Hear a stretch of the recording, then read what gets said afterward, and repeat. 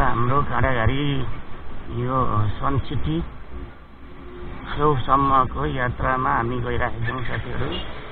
अनि अब सन city area भनौँ न, यो वीरेन्द्र चोक छेउछाउ यो कोस्ट पार्कभन्दा मुनि यो सन सिटी एरियाको राइडमा गइरहेका छौँ साथीहरू। हेर्नुहोस् अब सन सिटीसम्मको पठाउ राइडमा हिँडिराखेको छु त है साथीहरू। त्यस्तै हो पठाउको जिन्दगी। अब यता जान्छु उता जान्न भन्ने कुरो भएन। अनि अहिले त म सन सिटी काँडाघारीतिर गइराखेको छु। यो नयाँ बस्ती क्लब एरिया चिन्न सकिन्छ। हामी यसै अब नयाँ बस्ती क्लब हुँदै हुँदै पहेँलो पुलदेखि उकालो लागेर युनाइट हुँदै जानेछौँ सन सिटी काँडाघारी। अनि अहिले नयाँ बस्ती यो बासुकी पार्टी प्यालेस हुँदै हुँदै अब हामी नयाँ बस्ती पहेँलो पुलतर्फ लागिरहेका छौँ साथीहरू।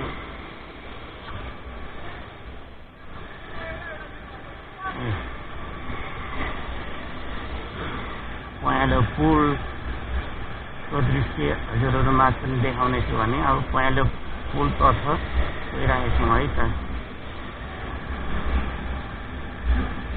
यो पहेँलो पुल भन्दा ओर्तेरको गेट नयाँ बस्ती,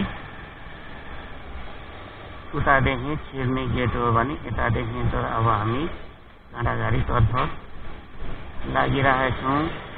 यो पहेँलो पुल भनेर चिन्न सकिन्छ है त साथीहरू। यो छ है त यो गोठेटार र नयाँ बस्तीको बिचको यो पहेँलो पुल। गोठेटार र नयाँ बस्ती आवत जावत गर्ने हुन त यहाँबाट धेरै ठाउँमै जान्छ। त्यही पनि एरियाको नाम दिँदाखेरि गोठेटार र नयाँ बस्तीको बिचमा रहेको यो पुल है।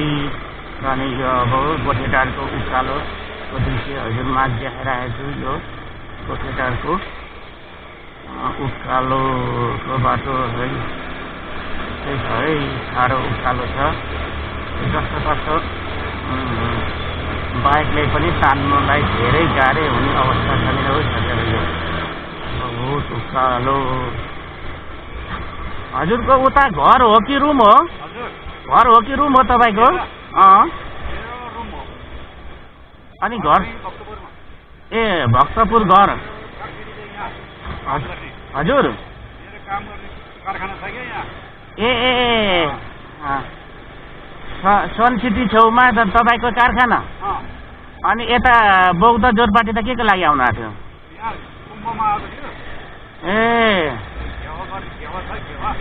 ए हेलम्बु गुम्बा। ए हेल्मो गुम्बा होइन त?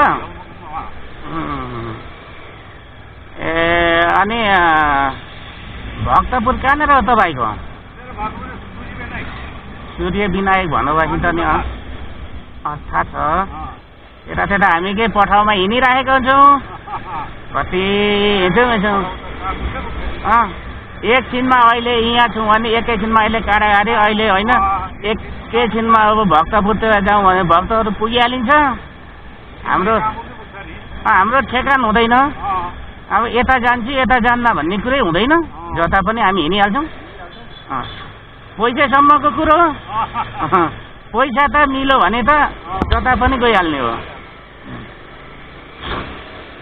अब हजुरलाई होइन दाम काम मिल्यो पछि मात्रै हिँड्ने हो।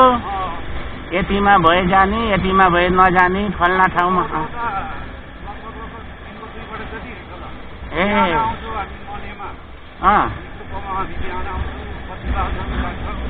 ए गाडीमा आउनुहुन्छ कि पठाउमा आउनुहुन्छ? ट्याक्सी होइन, त्यस्तै हो।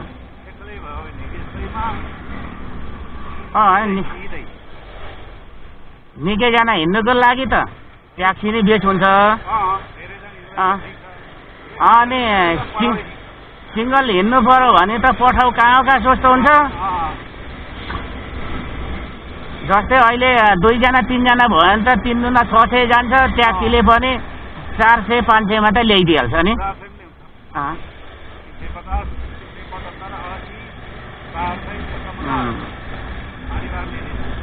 ल्याउँछ हजुर।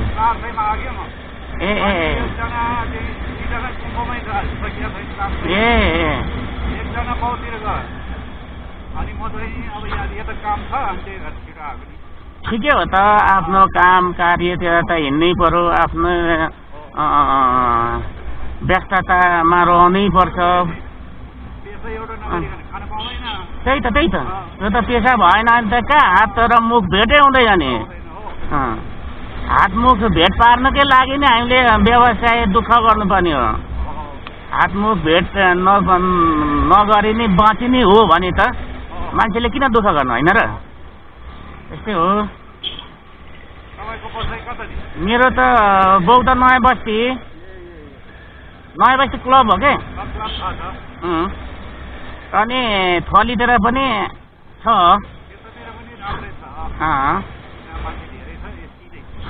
9 वर्ष हामी बसेको। अनि त्यो के अरे नयाँ बस्ती क्लब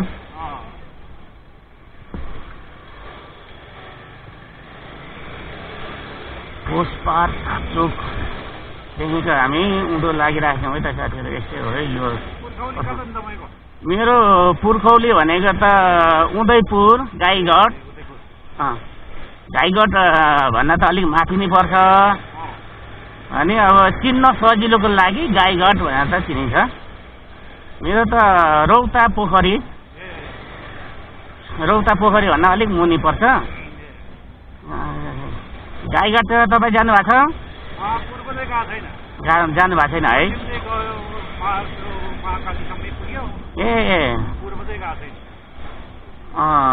हाम्रो त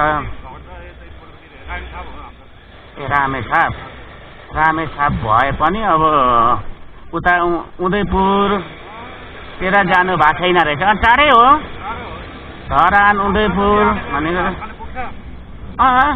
तपाईँहरूको नजिक नै हो नि त। अनि हाम्रो त अब